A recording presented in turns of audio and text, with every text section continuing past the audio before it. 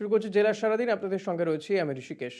রেখা পাত্রকে ফোন প্রধানমন্ত্রীর। বসিরহাটের বিজেপি প্রার্থী রেখা পাত্র, তাকে আজ ফোন করেন প্রধানমন্ত্রী নরেন্দ্র মোদী। সন্দেশখালী প্রতিবাদী মুখ রেখা পাত্রকে ফোন মোদীর। প্রচারের প্রস্তুতির খোঁজ খবর নিলেন, রেখাকে ফোন করলেন প্রধানমন্ত্রী নরেন্দ্র মোদী। দুজনের মধ্যে কি কথা হলো শুনুন।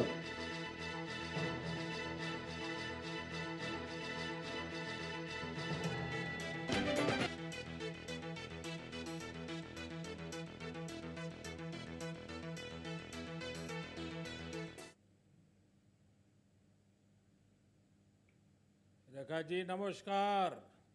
नमस्कार प्रधानमंत्री जी, आपका बहुत धन्यवाद। सवार प्रथमे आपनाके शुभेच्छा जानाई। आप एक बड़ा दायित्व निभाने जा रही है, इस समय कैसा लग रहा है?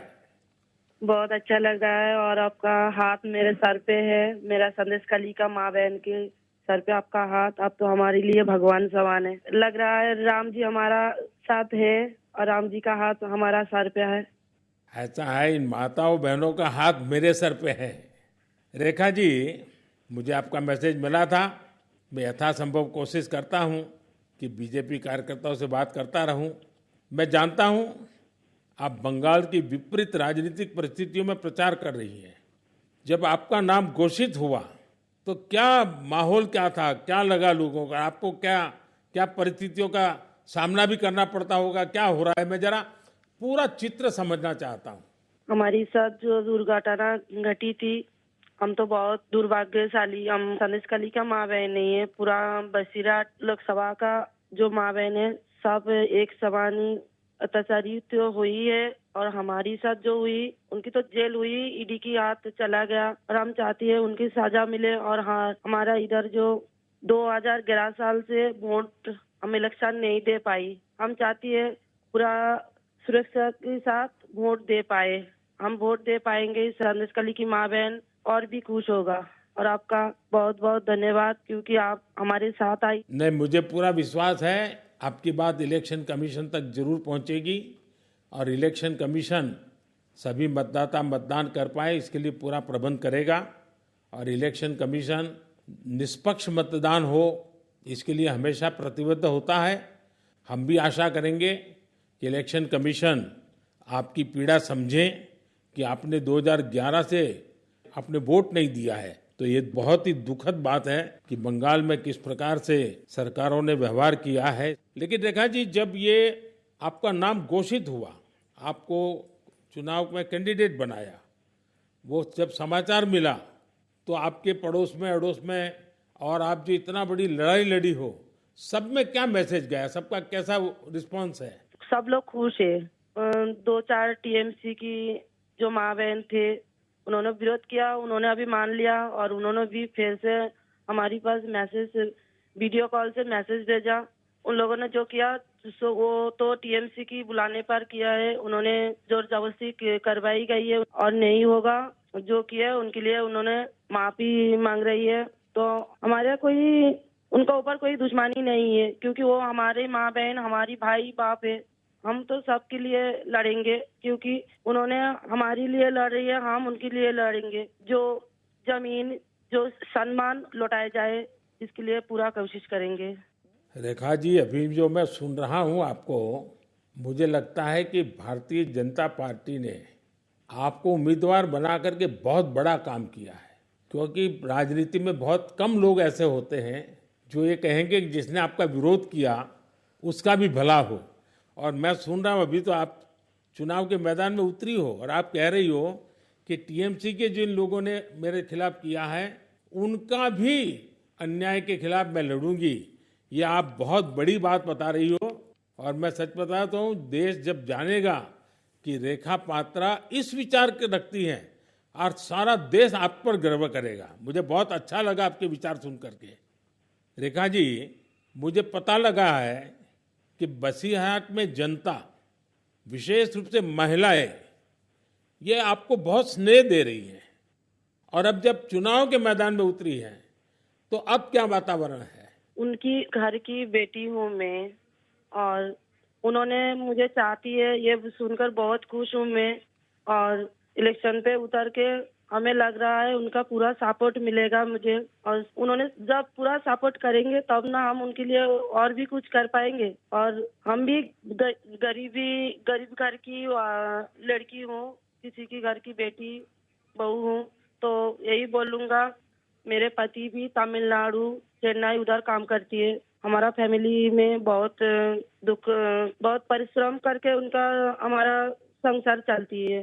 तो हम चाहेंगे सबके लिए कुछ ऐसे करेंगे जो बाहर ना जाना पड़े, सबको इधर का कंपनी मिले, इधर काम करे, और हमारा इधर से बंगाल से बाहर ना जाना पड़े। इसलिए हम पूरा कोशिश करेंगे। आपका ये जो आत्मविश्वास है ना, आप जरूर दिल्ली पहुंचोगी और आप जरूर चुनाव जीत करके आओगी। रेखा जी, संदेश खाली में आपने इतनी बड़ी लड़ाई लड़ी है। आप एक प्रकार से शक्ति स्वरूपा है। आपने इतने ताकतवर लोगों को जेल भेज दिया। आपको अंदाजा है कि आपने कितने बड़े साहस का काम किया है। প্রধানমন্ত্রী নরেন্দ্র মোদী তিনি রেখা পাত্রকে শক্তি স্বরূপা সম্বোধন করলেন এবং তিনি প্রতিবাদী মুখ সন্দেশখালীর বড় কাজ করেছেন, নিশ্চয়ই তিনি দিল্লিতে যাবেন অর্থাৎ লোকসভা নির্বাচনে জয়লাভ করবেন, এমনই বক্তব্য শোনা গেল প্রধানমন্ত্রী এবং রেখা পাত্রের মধ্যে। পাল্টা রেখা পাত্র তিনি 2011 থেকে নির্বাচনে এ রাজ্যে সন্ত্রাস সহ একাধিক অভিযোগ তিনি করেছেন প্রধানমন্ত্রীর কাছে। এই নিয়ে রাজ্যের গুরুত্বপূর্ণ মন্ত্রী তৃণমূল নেত্রী শশী পাজা তিনি ঠিক কি বলছেন শুনব। প্রধানমন্ত্রী নরেন্দ্র মোদী আজকে কথা বললেন বিজেপির প্রার্থীর সঙ্গে সন্দেশখালী রেখা পাত্র। তাকে সাহস দিলেন, তাকে উৎসাহ দিলেন, তার লড়াইয়েতে তিনি তার পাশে রয়েছেন বলে আশ্বস্ত করলেন। প্রধানমন্ত্রীকে একটাই প্রশ্ন, ঠিক এইভাবে যদি আপনি মণিপুরের মেয়েরা যারা রয়েছেন, যাদের উপরে অত্যাচার হলো, যাদেরকে জনমানুষের সামনে যেভাবে তাদেরকে বিবস্ত্র করা হলো, তাদের পাশে আপনি দাঁড়ালেন না, তাদের সঙ্গে আপনি কথা বললেন না। আপনি উন্নাওয়ের মেয়েটি, যার উপরে রাজনৈতিক দল আপনার, তার কার্যকর্তারা এই ধর্ষণ করলেন, তখন আপনি কথা বললেন উন্নাওয়ের এই মেয়েটির সঙ্গে? কারণ সে ভারতবর্ষের কি মেয়ে নয়? আপনি হাতরাসের মেয়ের সঙ্গে কথা বললেন। যদি হাতরাসের মেয়েকে সাহস দিতে পারতেন তাহলে হয়তো ও জীবিত থাকত।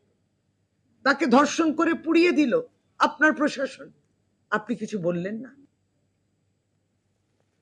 একটা বিরতি নিয়ে ফিরবো, সঙ্গে থাকুন। ভোটের মুখে ফের নজিরবিহীন আক্রমণ দিলীপ ঘোষের। এবার মুখ্যমন্ত্রীর বাবার পরিচয় নিয়ে প্রশ্ন তুলে বিতর্কে জড়ালেন দিলীপ। ভোট আসতেই কুকথার ফুলঝুরি, নেতা মন্ত্রীদের লাগাম ছাড়া মন্তব্য, কথায় কথায় বিতর্কের ঝড়।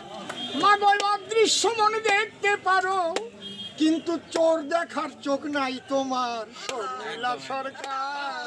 আমি ত্রিপুরার মেয়ে, মানে বাপ তো ঠিক করুন, যাত্রার মেয়ে হওয়া ঠিক নয়। ফের বিতর্কে দিলীপ ঘোষ, ফের মুখ্যমন্ত্রীকে ব্যক্তিগত আক্রমণ। লোকসভা ভোটের মুখে ফের নেতাদের মন্তব্যে বিতর্কের ঝড়। অসীম সরকারের পর এবার দিলীপ ঘোষ।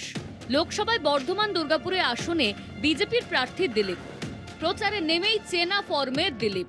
বাংলা নিজের ভাইপোকে চায়, বিহার ইউপি থেকে। দিদি গিয়ে গোয়াতে বলেন আমি গোয়ার মেয়ে, ত্রিপুরায় আমি ত্রিপুরার মেয়ে, মানে বাপ তো ঠিক করুন, যাত্রার মেয়ে হওয়া ঠিক নয়। নানা সময়ে বিতর্কিত মন্তব্য করে সমালোচনায় জড়িয়েছেন দিলীপ। দিলীপকে নিশানা করে পোস্টে কি লিখল Trinamool? All India Trinamool Congress. রাজনৈতিক নেতৃত্বের নামে কলঙ্ক।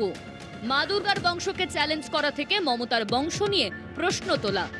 নৈতিকভাবে রাজনৈতিক দেউলিয়া নোংরা খেলায় ডুবেছেন। হিন্দু ধর্মের দেবী হোক বা ভারতের একমাত্র মহিলা মুখ্যমন্ত্রী, বাংলার মহিলাদের কোনো সম্মান করেন না দিলীপ। আপনাকে কে অধিকার দিয়েছে এরকম নারীকে অপমান করা?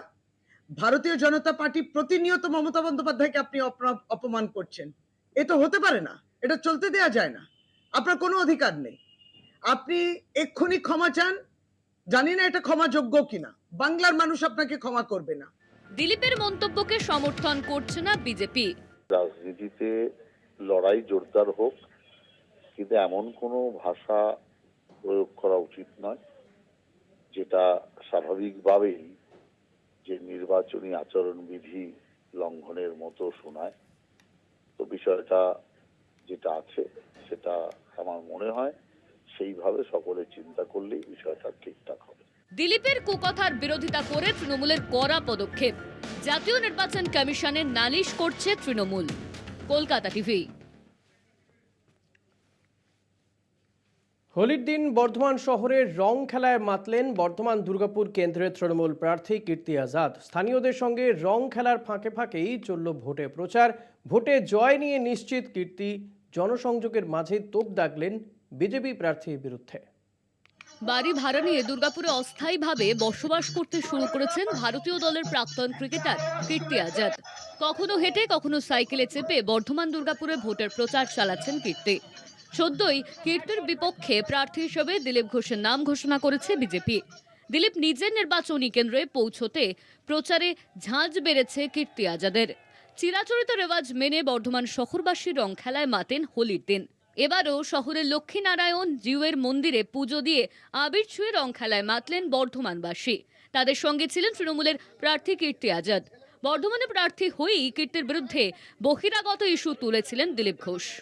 প্রচারে তার জবাব দিলেন কীর্তি আজাদ। दिलीप घोष जी और उनकी पार्टी सोचती है कि मेरा जन्मसिद्ध अधिकार है, हम लोग हाथ जोड़कर आगे बढ़ते हैं। वो सोचते हैं कि नहीं, हम तो जमींदार हैं। ये भाषा जमींदार की होती है। जो जमींदार वाली भाषा दिलीप घोष जी बोले हैं, पिच भी मेरा है, बैट भी मेरा है, बॉल भी मेरा है, ये जमींदार की भाषा है। एम्पायर भी मेरा है, ये भी बोलते हैं। ये जमींदार की भाषा होती है। हमारी भाषा है कि हम आशीर्वाद लेने आए हैं, आप लोगों का आशीर्वाद चाहिए। ये अंतर है तृणमूल कांग्रेस में और ये भारतीय जनता पार्टी में। বর্ধমান দক্ষিণের বিধায়ক খোকন দাসের আয়োজনে রং খেলার পাশাপাশি এদিন ভোট প্রচার চালালেন কীর্তি আজাদ। তার সঙ্গে পথ হাঁটলেন বর্ধমানের তৃণমূল কর্মী সমর্থকেরা। কাঞ্চননগর উদয়পল্লীর বাসিন্দারা কীর্তি আজাদকে সামনে পেয়ে তাদের আবেগ যে আটকে রাখতে পারেননি তা মিছিলে তাদের সংখ্যা দেখেই স্পষ্ট বোঝা গেছে। কীর্তি আজাদ বর্ধমান দুর্গাপুর লোকসভা কেন্দ্রের প্রার্থী, তিনি সঙ্গে আছেন এবং এই প্রচার আগামীকাল পর্যন্ত চলবে এমনকি জানা যাচ্ছে। এরপরে তিনি দুর্গাপুর যাবে এমনটা কিন্তু জানা যাচ্ছে। ক্যামেরায় আব্বাস আলীর সঙ্গে আমজাদ আলী শেখ, কলকাতা টিভি। জেলার সারাদিন আজ এই পর্যন্তই। আপনি দেখতে থাকুন কলকাতা টিভি, রাত দিন 7 দিন।